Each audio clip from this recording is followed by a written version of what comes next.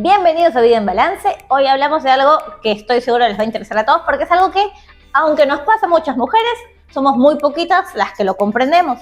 Es que vamos a hablar de nuestro ciclo, que no solamente es el ciclo menstrual, hay muchas cosas alrededor de nuestro ciclo que ni siquiera nosotras conocemos. Y quédense, compartan este video, suscríbanse al canal, comenten si tienen más dudas porque sus dudas alimentan nuestros programas. Así que aquí estamos, este es Vida en Balance y hoy hablamos sobre el ciclo menstrual.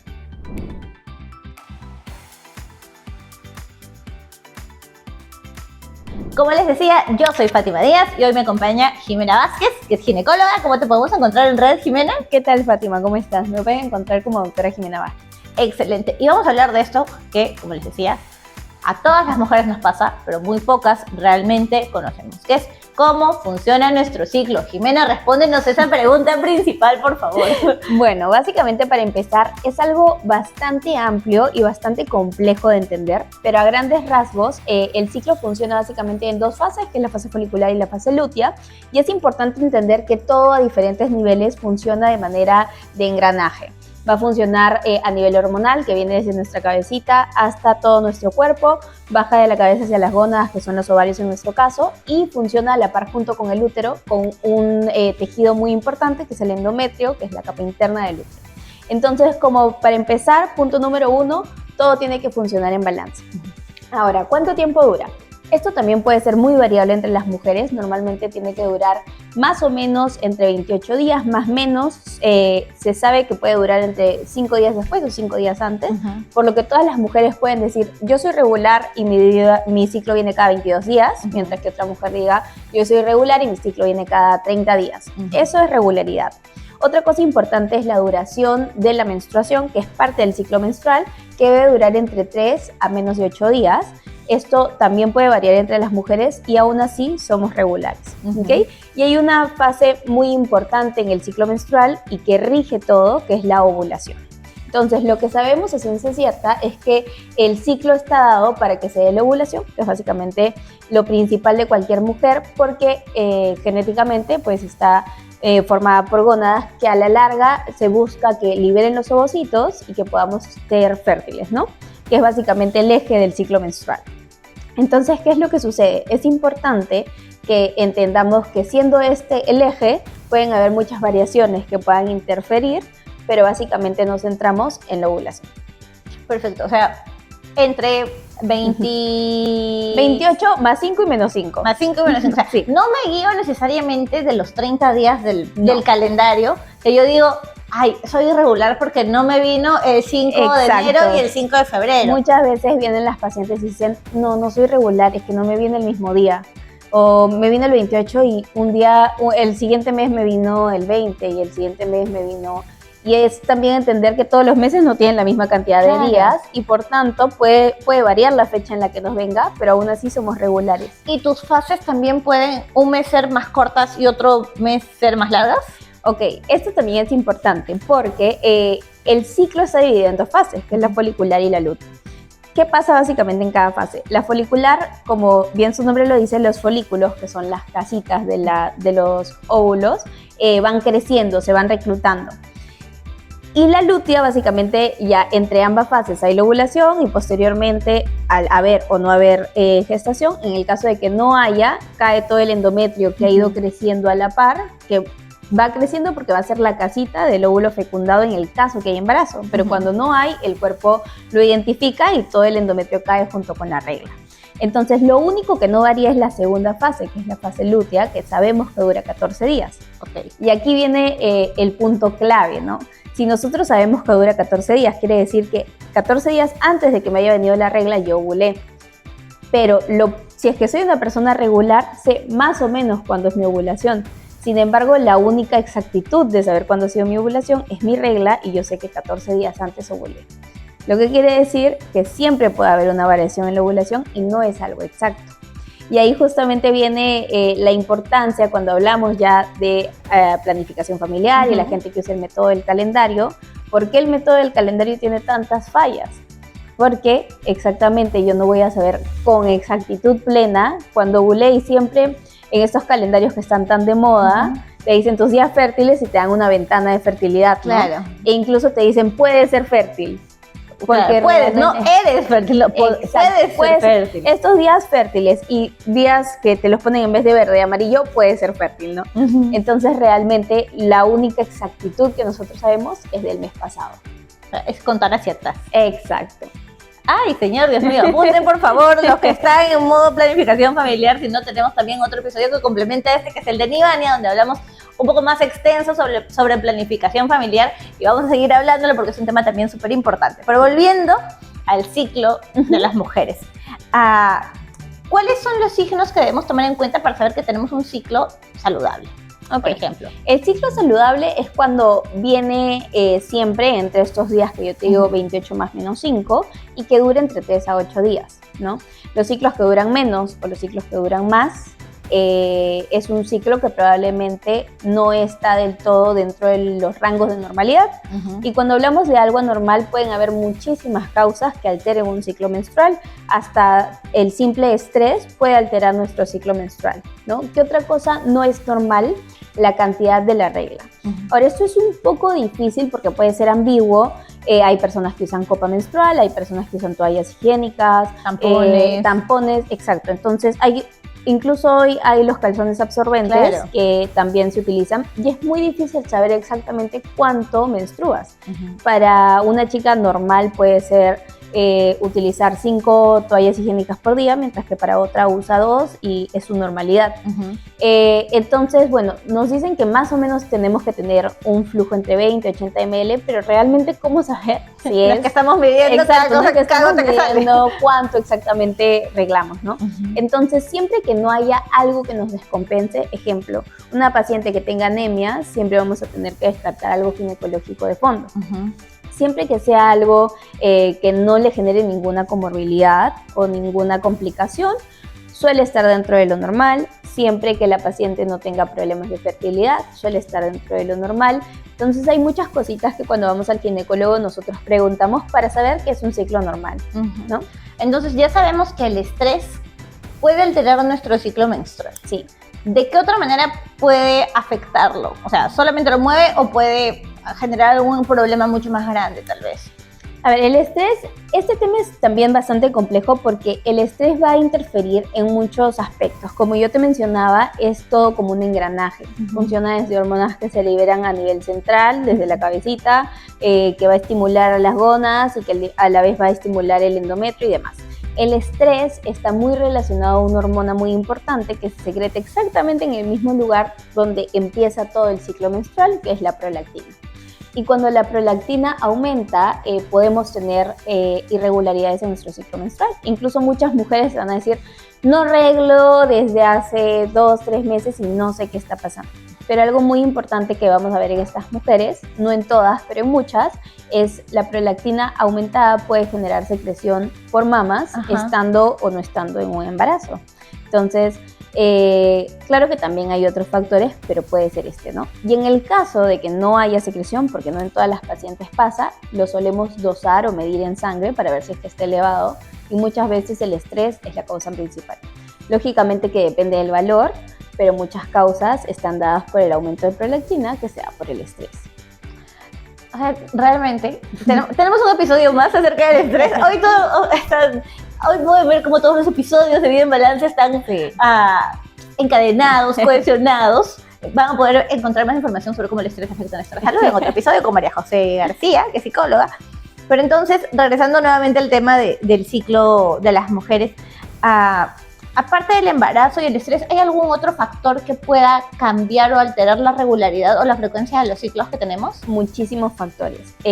Para empezar, fármacos a la cabeza, anticonceptivos, fármacos también que tengan mucha relación con el tema de la salud mental, también se relacionan. Fármacos anticoagulantes, que a la cabeza los fármacos son el principal también factor que puede estar relacionado a esto, ¿no? Ya. Pero, por ejemplo, hay algunas personas o algunas chicas que toman regularmente anticonceptivos en pastillas. Sí. Y nos han preguntado en redes, esto, o sea, ¿los puedo dejar como que se acabó mi caja de pastillas y la puedo dejar en ese momento? ¿O debería esperar? ¿O en qué momento lo retomo? ¿O cómo se dan esos procesos, por ejemplo, también? Ok. A ver, los anticonceptivos, cuando mencionamos pastillas, en realidad existen muchísimos tipos de anticonceptivos con muchísimos tipos de compuestos, con muchas también cantidades de hormonas. Entonces va a depender del tipo de anticonceptivo. Van a haber anticonceptivos con los que sigas arreglando y van a haber anticonceptivos con los que ya no arregles más. Y sus mecanismos de acción también son distintos. Ahora, ¿cuándo dejar un anticonceptivo? Una persona lo puede dejar en cualquier momento y en la gran mayoría de casos no va a suceder más.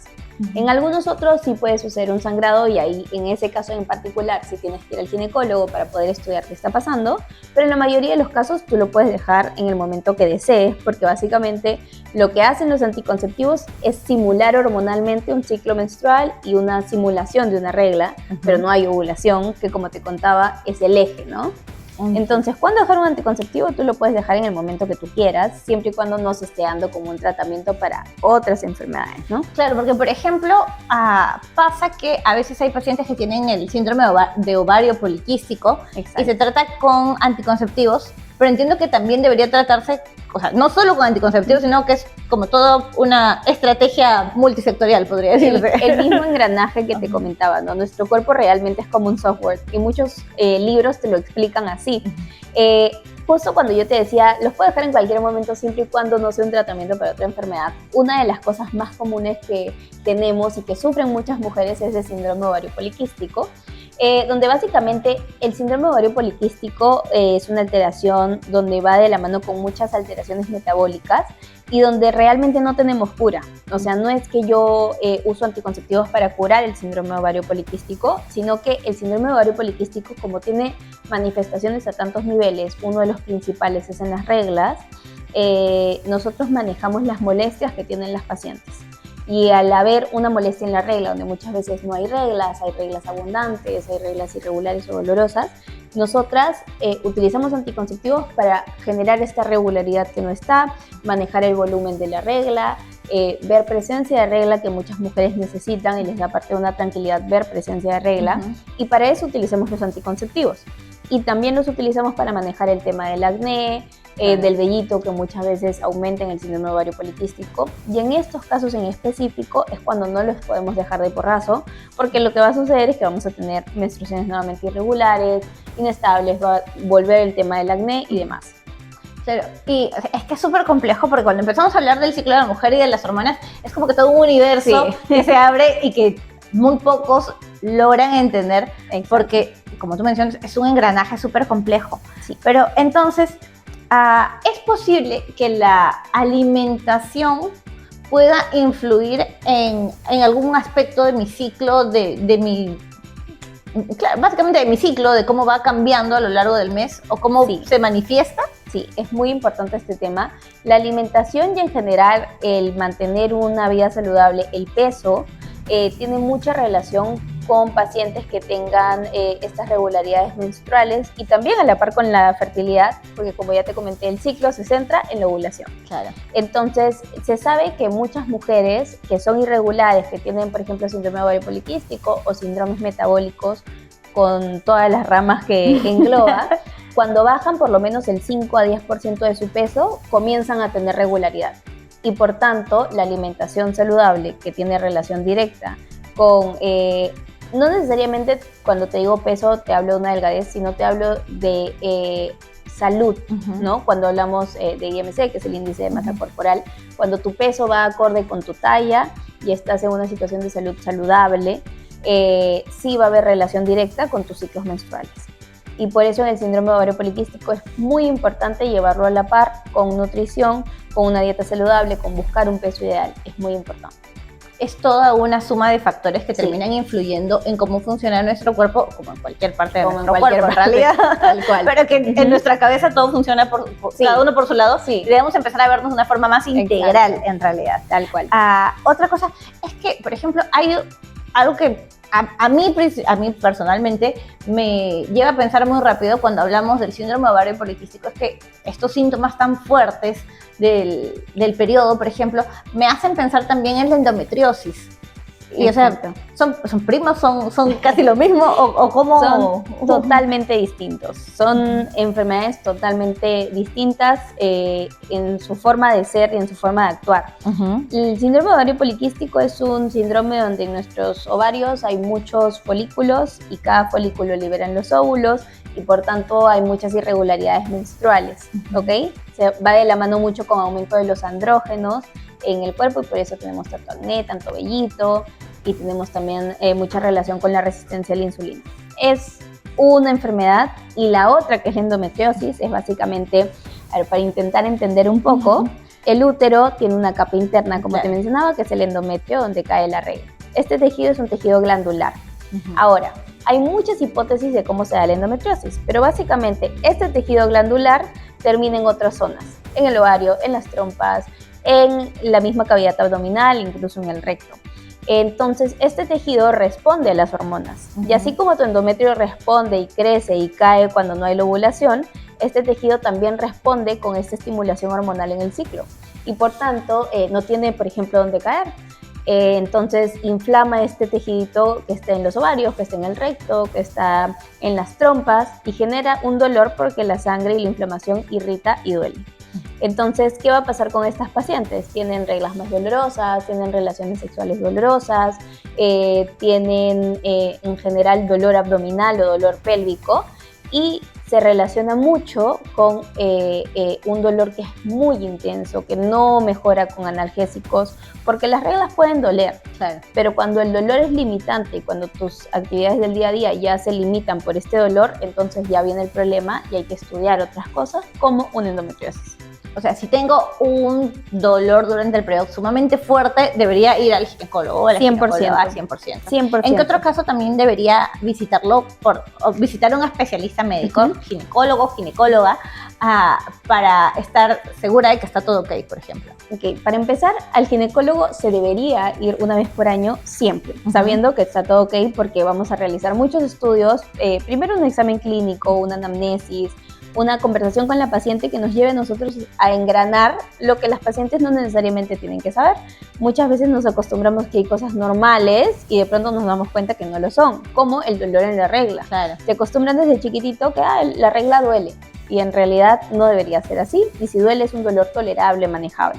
No uno que te tire a la cama y que no no uno te que deje te tire a la hacer nada. cama, que no te deje ir al colegio o a trabajar, no uno que te dé diarreas, que hay muchas causas de endometriosis, por ejemplo, que se relacionan con eso. Y bueno, ¿qué otra cosa? Tener en cuenta que el ginecólogo se va siempre para hacerse un Papá Nicolau preventivo, claro, para hacerse ecografía de mamas y mamografía a determinada edad a partir de los 40 preventivo. Y bueno, adicionalmente en cualquier molestia. ¿Cuáles son las molestias? Problemas de anemia, problemas de dolor, problemas de... vemos un aumento de volumen que no necesariamente va a acorde con el peso, por ejemplo, también. Ya. Y obviamente para una planificación familiar, porque los anticonceptivos son muchos y siempre es bueno elegir el ideal para ti. Ya, perfecto. En todo caso, para ir cerrando, se ve la menopausia como el final del ciclo de las mujeres. Se acabó la vida, se acabó el periodo. Se acabó todo. Claro, se acabó todo. ¿Es realmente así o cómo podemos transitar la menopausia de una manera un poco más amigable en todo caso? A mí es un tema que me encanta y intento tocarlo mucho porque así como nos acostumbraron que la regla duele, nos acostumbraron a que la menopausia es algo terrible donde todas ya se nos acaba la libido o el deseo sexual, se nos acaba prácticamente la vida.